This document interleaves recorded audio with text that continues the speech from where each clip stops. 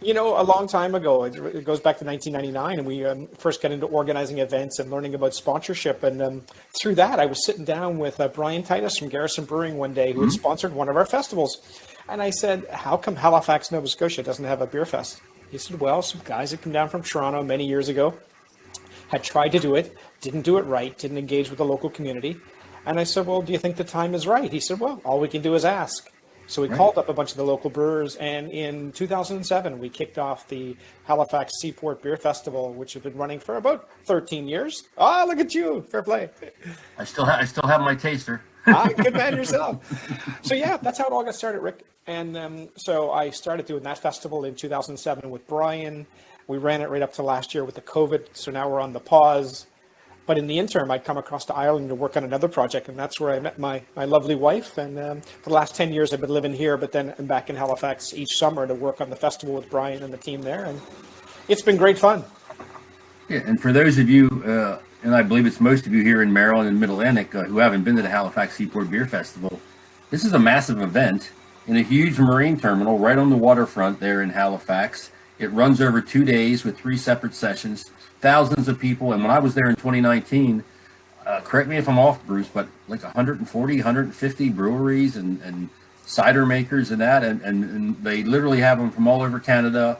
They had a huge contingent from Maine there that year for the Maine beer bus, and several others from the States, and several other countries. If you can fill those blanks in for me. Yeah, we try to get we're trying not to have 400 beers every year, but that's where the number keeps ending up coming in around. But so there's around 300 or 400 beers at the festival every year.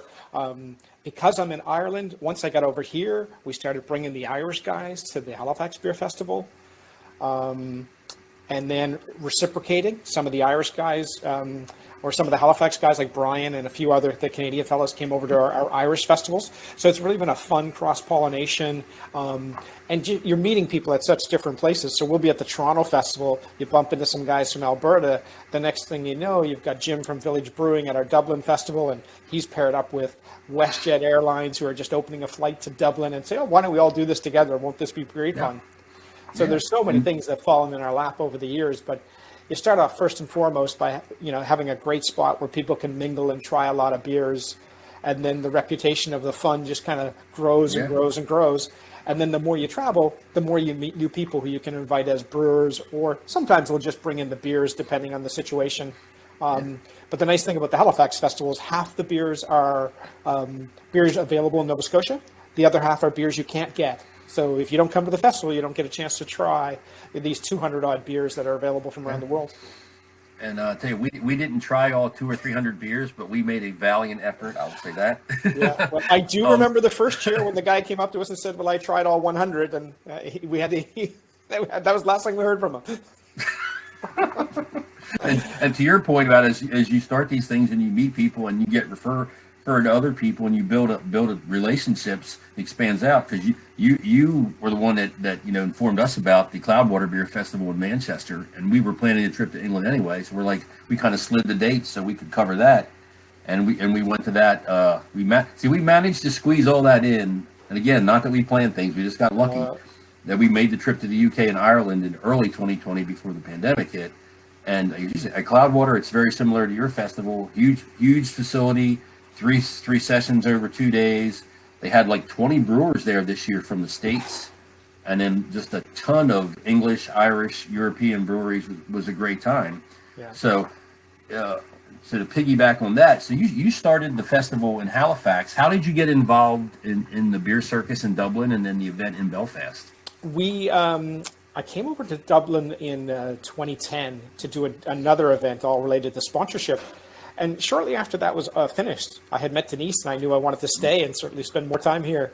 And I said, how come there's no craft beer festival in Dublin, of all the home of beer, craft beer, no less, with Guinness around the corner?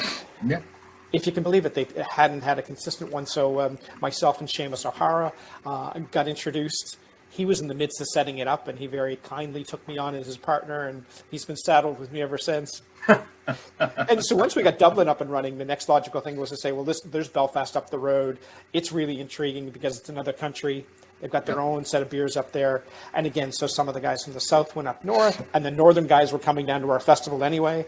So that's how the three kind of got off the ground. And anytime you run a festival, it's no different than when you bring people over to your house for dinner.